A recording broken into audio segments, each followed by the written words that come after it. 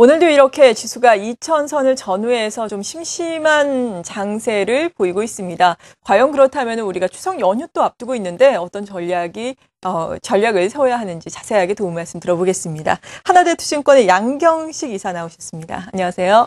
안녕하십니까. 네, QE3 발표 이후에 미국도 그렇고요. 우리도 그렇고 깜짝 그러니까 잠깐 상승을 했다가 계속해서 횡보를 하는 양상이거든요. 이렇게 상승 탄력이 나타나지 않고 있는 이유는 먼저 어디서 찾을 수 있을까요? 네, 한 세 가지 정도로 좀 정리를 해볼 수 있지 않을까 싶습니다. 가장 먼저는 주가가 일단 단기적으로 급등을 했기 때문에 그에 따른 차익 매물이 쏟아지고 있다 이렇게 볼 수 있습니다. 주가가 1700선 중반에서 2000선까지 올라왔기 때문에 일정 부분 단기적으로 좀 차익 실현을 하고 싶은 욕구가 생겼다고 볼 수가 있겠고, 두 번째는 ECB하고 페드가 시장의 예상을 뛰어넘는 어떤 굉장히 강한 정책을 발표를 했는데 실질적으로 걔네들이 효과가 있는 거냐 이런 데 대한 의구심들을 한번 검증해가는 과정에 지금 현재 놓여 있기 때문에 시장의 탄력이 좀 줄어들고 있다 볼 수 있겠고요. 세 번째로는 아직도 불확실성이 좀 시장에 남아있는 거 아니냐. 유럽 쪽도 그렇고 미국 경기도 그렇고 중국 경기도 그렇고 이런 불확실성이 남아있기 때문에 시장이 아직 방향을 그렇다고 내려가기도 그렇고 올라가기도 그렇고 계속 미적미적한 이런 모습을 보이고 있는 것 같습니다. 네, 특히나 유럽 쪽의 불확실성이 다시금 좀 대두가 되고 있는 양상인데요. 스페인의 전면적인 구제금융 신청, 또 그리스의 또 긴축안 합의 여부 여러 가지 문제들이 있는데 유럽의 문제가 다시금 시장의 발목을 세게 잡을 가능성이 있다고 보십니까? 예, 일부에서 그렇게 우려를 하고 계신 분들이 있습니다. 근데 제가 판단할 때는 그럴 가능성이 이렇게 높지 않은 것으로 보입니다. 왜 그렇게 보냐면은 일단 유로존이 분열보다는 통합적으로 방향을 큰 방향에서 잡았다고 볼 수가 있겠고요. 그런 측면에서 보면 남아있는 이제 해결해 가야 되는 과정인데 그 중에 이제 스페인하고 그리스 문제가 지금 현재 남겨져 있는 거라고 볼 수가 있겠고, 10월 초까지의 이 두 나라에 대한 어떤 정책적인 방향이 결정되는 시기적인 상황과 맞물려 있기 때문에 시장이 좀 다소 우려하고 있다고 이렇게 볼 수가 있겠습니다. 스페인 같은 경우에 전면적인 구제금융 신청 가능성은 저희가 보기에는 이달 말 또는 다음 달 초에 걸쳐서 발생할 가능성이 높게 보고 있는 상황입니다. 네. 지금 스페인 정부가 지금 사실은 구제금융이 필요한 상황인데도 아직 신청을 하지 않고 있는데, 가장 큰 배경은 이 구제금융을 신청을 하게 되면 EU에서 강도 높은 긴축을 요구할 가능성이 높고 그에 따른 부담감들을 지고 싶지 않다는 것이 스페인의 입장이라고 볼 수가 있겠는데, 최근 들어서 긴축 조건에 대한 부분보다는 유럽 쪽에서 오히려 스페인의 경제의 시스템적인 개혁에 더 관심이 많은 것으로 나타나고 있기 때문에 실질적인 긴축에 따른 부담들을 좀 줄여주게 된다고 스페인이 심리적으로 좀 확인됐을 가능성이 있다고 보기 때문에 구제금융은 조만간에 타결될 거라고 보고 있고요. 그렇게 되면 스페인의 국채금리가 빠르게 하락하면서 국제금융시장이 안정이 되고 그에 따른 위험자산에 대한 선호가 높아질 수 있을 것으로 예상을 하고 있습니다. 그리스에 대한 추가 긴축안도 고민거리입니다. 왜냐하면 아직까지도 계속해서 한 3년 동안 긴축을 해오니까 국민들이 이제 못 참겠다 이런 상황이고, 의회에서도 국민들의 눈치를 보고 있는 상황인데, 긴축안의 합의가 지금 현재 의회에서 진행이 되고 있는데 약간의 마찰은 있습니다만은 합의안에 도달할 가능성이 높다고 보고 있고요. 트로이카의 실사 결과에서도 예상치만큼 진도가 안 나가고 있기 때문에 다소 부정적이지 않느냐 이런 뉴스들이 흘러나오고 있습니다만은 추가적인 구제금융이나 헤어컷 가능성보다는 오히려 긴축 목표 달성 시한을 좀 연장해주면서 그리스를 좀 달랠 가능성이 더 높다는 관점에서 보면 전반적으로 위기가 확산되기보다는 불확실성이 시간이 갈수록 완화될 가능성이 높다고 보고 있습니다. 네, 그러니까 유로존의 불확실성이 오히려 이러한 문제들이 좀 해소가 되면서 시장에는 긍정적으로 좀 작용할 수가 있겠네요. 그렇습니다. 네, 앞서서 이런 유로존을 비롯한 여러 가지 문제에 대한 불확실성 그리고 정책이 좀 가시화되는 것을 기다리고 있기 때문에 시장 참여자들이 시장에 적극적으로 참여를 하지 않으면서 탄력이 둔화되고 있다라고 말씀을 해주셨는데, 정책이 가시화된다. 물론 여러 가지 측면에서 나타날 수 있겠지만 가장 또 기다리는 것은 경기 회복이 아닐까 싶습니다. 그렇습니다. 경기 회복 문제는 어떻게 보세요?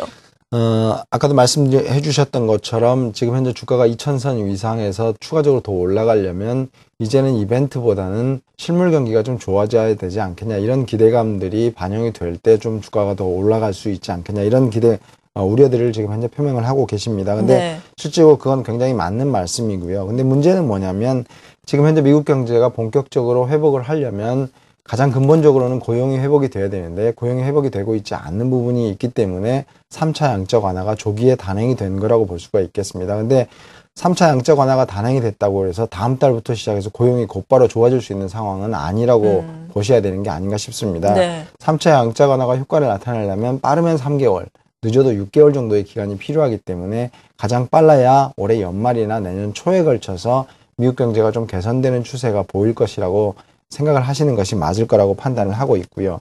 오히려 그 과정에서 그런 미국 경제가 더 나빠지지 않겠냐 우려감들이 부각될 수가 있는데 지금 현재로 보면 저희가 볼 때는 주택시장의 개선이 굉장히 긍정적이라고 보고 있습니다.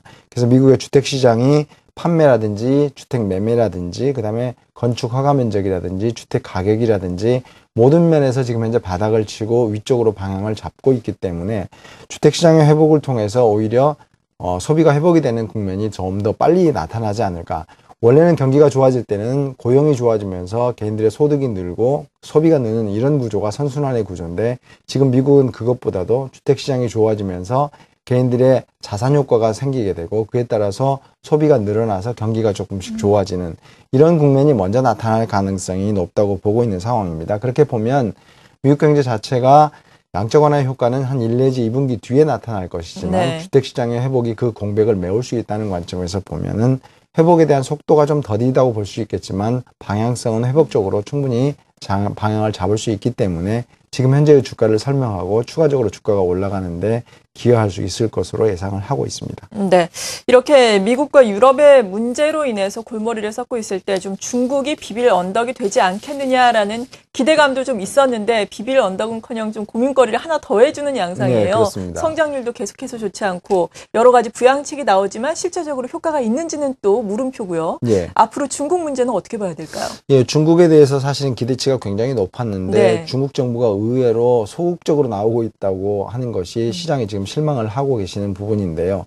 이 역시 중국의 사정을 좀 들여다보면 좀 이해가 가는 측면이 좀 있습니다. 지금 현재 중국이 중앙정부의 권력들이 이양하는 것뿐만이 아니고 지방정부도 지금 현재 권력을 이양하는 그런 과정에 지금 현재 놓여 있습니다. 그러니까 쉽게 말하면 경제보다는 정치적인 안정 부분이 중국에 있어서의 가장 초미의 관심사가 되고 있다고 보시면 될 것 같은데요. 그런 측면에서 경제가 나빠지는 것에 대해서 알고는 있지만 지금 거기에 대해서 적극적으로 대응할 만큼의 여유가 없는 것이라고 볼 수가 있겠습니다. 그럼 언제쯤 여유가 생기느냐? 네. 10월 중순쯤이면 지방 권력과 중앙 권력에 대한 이양이 어느 정도 마무리될 것으로 예상을 하고 있습니다. 그렇게 되면 10월 중순 이후에 그런 부분에서의 정치적인 권력의 부분에서 이양이 완료가 되면 그 다음 나머지에 있어서의 관심은 당연히 경제로 쏠릴 가능성이 높고요. 그렇게 되면 정치적인 안정이 확인한 이후에 경제가 최우선 관심사로 등장할 가능성이 높게 보고 있습니다.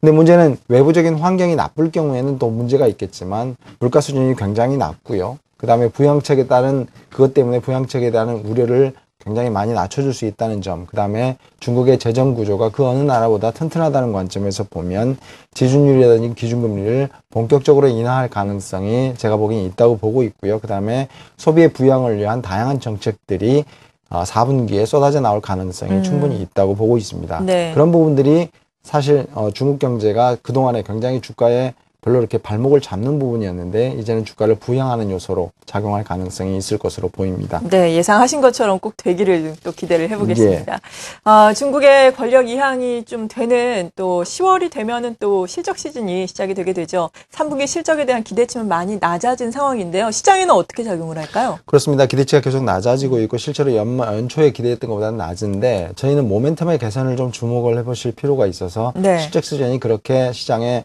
부담스럽지 않다 이렇게 보고 있습니다. 예. 그러니까 지난 2분기보다 3분기에 영업이익이 좀 더 개선이 될 가능성이 더 높고요. 작년 3분기보다는 올해 3분기가 개선될 가능성이 높기 때문에 전반적으로 절대적인 수치가 낮아진 것에 대한 부담감은 있지만 모멘텀이 개선되고 있다는 점에서 보면 실적 시즌이 주가의 발목을 잡지는 않을 것으로 보고 있습니다. 네, 그럼 10월 증시는 또 10월을 비롯해서 4분기의 증시는 전반적으로 어떻게 보세요? 저희가 보기에는 4분기에 우리나라 주식시장이 연중 고점을 갱신할 수 있는 그런 잠재력을 가지고 있다고 보고 있는 상황입니다. 네. 저희가 볼 때는 그럼 동력이 뭐냐 이렇게 물으실 수 있겠는데 앞서 말씀드렸던 불확실성들이 지금 남아있는 불확실성들이 해소가 되는 것들이 추가적인 상승 동력으로 작용할 가능성이 높습니다. 예를 들면 유로존 같은 경우에는 스페인과 그리스의 문제가 해결이 되면서 시장이 다시 한번 안도랠리에 동참할 가능성이 높다고 보고 있고요. 미국의 경기 둔화의 우려감도 역시 마찬가지로 주택시장하고 고용지표라든지 양적 완화의 효과가 나타나는 것이 4분기에 주가를 끌어올리는 요소가 될 거라고 보고 있는 상황이고 중국도 본격적인 경기 부양에 나서는 점들이 시장에 긍정적이라고 보고 있습니다. 그렇게 보면 10월 달 경에는 주가 지수가 연중 고점을 트라이할 수 있는 가능성이 높지 않겠냐 이렇게 보고 있습니다. 4분기 중에 유일하게 남아 있어서 좀 고민거리가 되고 있는 것은 미국의 재정 절벽 문제라고 볼 수 있습니다. 미국의 대통령 선거가 끝나고 난 이후에 본격적으로 좀 이슈가 될 것 같은데 지금 현재로 보면 아직까지는 굉장히 팽팽하게 미국의 민주당과 공화당이 대립 관계에 있기 때문에 저희가 볼 때도 좀 약간의 불확실성 요인으로 판단을 하고 있기 때문에 4분기의 전체적인 흐름은 10월 중에는 연중 고점을 돌파한 이후에 11월, 12월에는 완만하게 조정 국면이 예상이 되고 있다고 말씀을 드릴 수 있겠습니다. 네, 지금 시장을 보자면 2,000선을 전후해서 지루한 횡보가 이어지고 있는 가운데 개별 종목들은 그래도 또 활발하게 움직이는 것들이 몇 종목 많이 눈에 띄고 있는 상황인데요. 그렇다면 앞으로 뭐 10월 4분기 정도의 연중 고점을 경신을 한다면은 어떤 종목군들이 또 주도주가 될지 이에 따라서 어떤 전략이 필요할지 궁금한데요. 예, 지금 현재는 사실 주도주가 이렇게 크게 보이지가 않습니다. 네. 이렇게 왜냐하면 굉장히 업종별로 순환매가 나타나고 있는 상황이라고 볼 수가 있겠는데 저희는 아직도 글로벌 시장에서의 MS라든지 그다음에 기업 이익에 있어서 절대적 가시성이 확보가 되는 업종이 주도주가 되리라고 보고 있기 때문에 IT하고 자동차가 여전히 저희는 시장 내에서 주도주가 될 거라고 판단을 하고 있는 상황입니다.